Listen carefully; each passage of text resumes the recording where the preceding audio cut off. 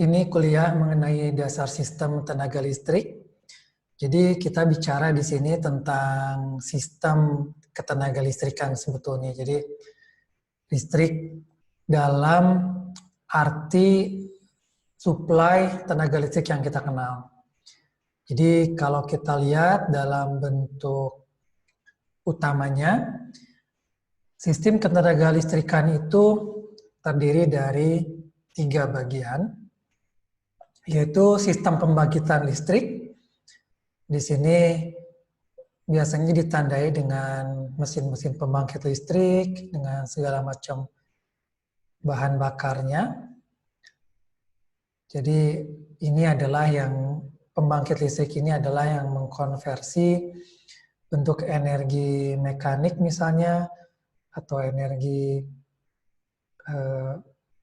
thermal, atau apapun, untuk kemudian dikonversi menjadi tenaga listrik. Kemudian dengan adanya trafo, maka tegangan listrik itu dinaikkan untuk kemudian masuk ke dalam sistem yang kedua, yaitu sistem transmisi listrik. Disinilah listrik itu dialirkan atau ditransmisikan ke daerah-daerah yang jauh untuk disalurkan lebih jauh, ketika kemudian dia juga melalui trafo, diturunkan tegangannya, kemudian didistribusikan dengan menggunakan sistem distribusi listrik hingga sampai ke beban atau ke pelanggan listrik. Di sini misalkan rumah tangga. Nah, ini dalam bentuk yang lebih teknis mungkin. Jadi ada sistem pembangkitan listrik dengan generator-generatornya, dengan stasiun substation ya, jadi gardu yang kemudian menyalurkan listrik yang dibangkitkan ke jaringan transmisi, tegangan tinggi biasanya di ratusan ribu volt atau ratusan kilovolt. Kemudian masuk ke beberapa gardu. Di beberapa negara ada yang disebut dengan sub-transmission lines. Jadi ini transmission lines itu intinya adalah mengalirkan listrik untuk jarak yang relatif jauh dan biasanya menggunakan tegangan tinggi. Nah, sub-transmission lines ini biasanya untuk tegangan yang lebih rendah, tapi masih relatif tinggi ya, di puluhan ribu volt. Kemudian ada distribution station atau gardu distribusi yang menyalurkan atau mendistribusikan lebih jauh listrik ini ke pelanggan-pelanggannya. Bisa berbentuk pelanggan komersial, bisnis atau pertokoan, bisa pelanggan industri, termasuk pabrik, dan bisa pelanggan rumah tangga atau residential, yang biasanya tegangannya kemudian diturunkan lagi, misalkan di pelanggan rumah tangga di level 220 volt misalnya. Nah, untuk yang di Indonesia ini ada beberapa buku referensi yang saya kira bagus untuk dibaca sebagai buku teks dari sistem tenaga listrik. Ada buku energi dari Profesor Abdul Qadir dan ada buku pengembangan sumber daya energi dari Profesor Sulaiman, dasar teknik tenaga listrik dari Profesor Zuhal, atau untuk yang berbahasa Inggrisnya ada A Textbook of Electrical Technology dari Teraja. Dan masih banyak lagi sebetulnya, tidak hanya buku-buku ini. Ketika kita bicara sistem tenaga listrik, ada dua hal yang saling berkaitan erat, tetapi sebetulnya memiliki definisi yang berbeda. Ada energi atau energy dalam bahasa Inggrisnya, ada daya atau power dalam bahasa Inggrisnya. Jadi, energi itu adalah kemampuan untuk melakukan suatu pekerjaan. Sementara daya atau power adalah rate atau laju ketika melakukan pekerjaan atau sesuatu. Mungkin ini bisa lebih diperjelas dengan contoh ya. Jadi contohnya di sini energi adalah itu yang digunakan untuk menggerakkan mobil atau memanaskan rumah atau untuk penerangan di waktu malam, atau untuk menerbangkan pesawat terbang. Sementara daya itu lebih ke rate ya. Jadi kapasitas aplikasi dari mekaniknya. Jadi kalau misalkan energi adalah yang digunakan untuk menggerakkan mobil misalkan sejauh 100 km dengan kecepatan 100 km per jam selama 1 jam. Nah, power itu lebih ke dayanya. Jadi berapa daya kuda misalnya yang digunakan oleh mobil itu.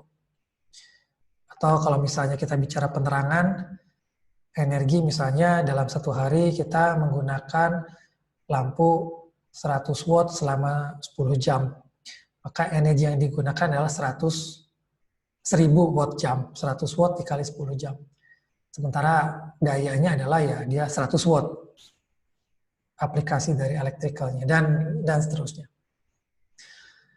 Jadi kalau kita buat dalam bentuk tabel, energi adalah kemampuan untuk melakukan suatu pekerjaan, dan daya adalah pengukurannya, pengukuran dari kemampuan rate-nya, ya, rate melakukan pekerjaan. Jadi kalau energi itu adalah apa yang di-deliver, sementara power atau daya adalah rate dari energi itu di-deliver. Jadi mungkin yang gampang, kalau kita ambil contoh, seorang pengangkat besi, maka energi itu adalah berapa lama misalkan dia kuat untuk mengangkat beban tersebut.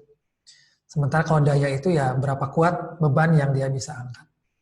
Jadi kalau energi kita bicara joules atau kita bicara watt hours satuannya, di daya kita bicara joules per second atau watt saja.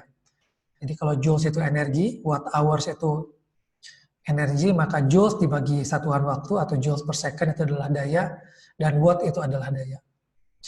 Energi bisa disimpan, daya tidak bisa.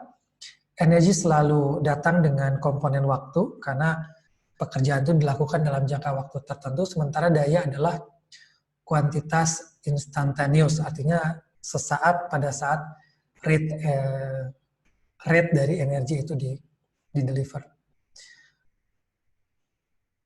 Energi itu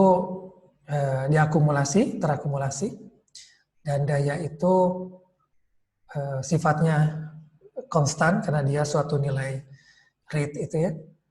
Energi bisa berubah bentuk, sementara daya tidak. Dan energi itu berubah-ubah bentuknya. Sementara di daya itu yang diukur adalah perubahan yang terjadi. Jadi energi adalah tenaga untuk berbuat sesuatu dalam jangka waktu tertentu, dan ada yang namanya energi primer misalnya adalah ketika energi itu dalam bentuk aslinya belum mengalami suatu proses konversi. Kemudian ada energi sekunder, yaitu yang dihasilkan dengan konversi energi. Misalnya listrik itu energi sekunder yang dihasilkan dari misalkan energi primer terkandung di batu bara yang dikonversikan dengan perangkat pembangkit listrik. Kemudian ada energi potensial, yaitu yang tersimpan dalam suatu massa, dapat berupa gas, dapat tersimpan dalam inti atom yang dapat dibebaskan pada pengaturan reaksi nuklir misalnya. Kemudian ada energi kinetik yang berkaitan dengan gerakan mekanik suatu benda. Nah, ini bentuk-bentuk energi primer. Jadi kalau kita lihat di sebelah kiri itu ada banyak.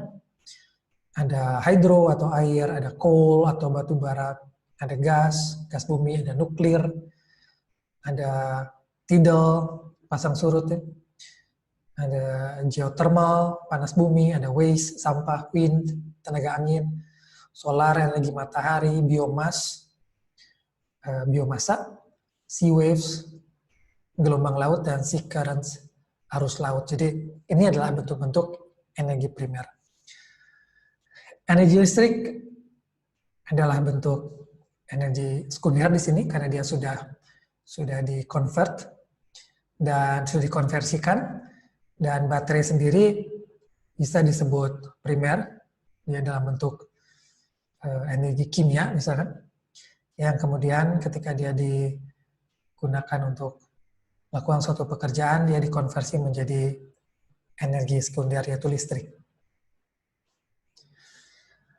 Kalau kita bicara listrik hari ini, listrik sudah menjadi tidak terpisahkan dari gaya hidup modern. Sudah terlalu banyak kenyamanan hidup manusia itu yang dimungkinkan dengan adanya listrik. Dan ketika terjadi gangguan listrik padam, maka tidak hanya kenyamanan yang hilang, tetapi juga ada kerugian ekonomi, misalkan operasi pabrik yang terhenti sehingga tidak ada lagi produksi, kemudian pelayanan komersil yang terhenti sehingga kita tidak bisa menghasilkan pemasukan dari servis misalkan, kemudian juga lembaga keuangan dan infrastruktur internet yang tidak bisa berjalan pada saat ada gangguan listrik padam, atau komunikasi yang terganggu, yang semuanya bisa mengakibatkan kerugian ekonomi. Dan juga tambahannya adalah kekacauan. Bayangkan kalau pengaturan bandar udara atau stasiun kereta api terganggu ketika aliran listrik juga terganggu. Dan bisa juga mengakibatkan korban jiwa. Contohnya misalkan kalau ketika listrik padam itu sedang terjadi operasi di suatu rumah sakit yang kemudian terganggu. Ada yang namanya blackout. Jadi blackout itu adalah pemadaman listrik untuk suatu area yang besar. Bisa di suatu provinsi atau suatu negara bagian atau bahkan suatu negara atau bagian besar dari suatu negara. Nah, ini ilustrasi dari blackout. Jadi tahun 2003, Agustus 2003, itu terjadi gangguan listrik padam besar-besaran atau blackout di Amerika Serikat, di mana 50 juta orang terkena dampaknya. Kemudian di bulan Juli 2012 terjadi blackout di India, di mana sangat luas dan diduga hingga 300 juta orang terkena dampaknya. Dan tahun 2005 juga di Indonesia, di Jawa Bali, sistem Jawa Bali, pernah terjadi blackout yang diduga mengakibatkan 30-100 juta orang terkena dampaknya. Nah, ini adalah ilustrasi kerugian biaya dari listrik padam. Jadi ini diteliti oleh peneliti dari Harvard University yang melakukan estimasi kerugian biaya dari 1 jam gangguan listrik padam terhadap fasilitas industri dan komersil. Jadi kalau kita lihat di industri mining atau pertambangan di sini, 1 jam gangguan listrik padam di industri metalurgi dengan daya 10 megawatt listrik yang terpasang, itu kerugiannya bisa mencapai lebih dari 30 miliar rupiah. Atau dinilai tengahnya 10 miliar rupiah. Kemudian di industri manufaktur, 1 jam gangguan listrik dengan 10 megawatt daya dapat merugikan lebih dari 15 miliar rupiah. Atau 5 miliar. Jadi kita bayangkan misalnya kalau kita bicara manufacturing, ketika mati listrik, bayangkan proses produksi yang sedang berjalan itu terganggu. Kalau kita lagi membuat misalkan mesin-mesin atau membuat manufacture mobil atau peralatan atau tekstil atau apapun, ketika sedang dalam proses ban berjalan misalkan berlangsung kemudian mati listrik, maka proses tidak hanya mengganggu produksi tapi juga kadang-kadang beberapa material menjadi rusak. Atau di mining ketika kita sedang misalnya mencairkan metal gitu ya dengan menggunakan katoda anoda listrik, kemudian terjadi mati listrik, maka bisa jadi metal yang tadi cair itu kemudian membeku lagi atau mengeras lagi dan keseluruhan sistem harus di-setup ulang untuk bisa memulai lagi. Jadi ada juga yang lain, transportasi, real estate, service, yang semuanya mempunyai angka-angka kerugian tertentu yang terkait dengan padam listrik. Ini kurang lebih pengantar tentang sistem tenaga listrik. Terima kasih.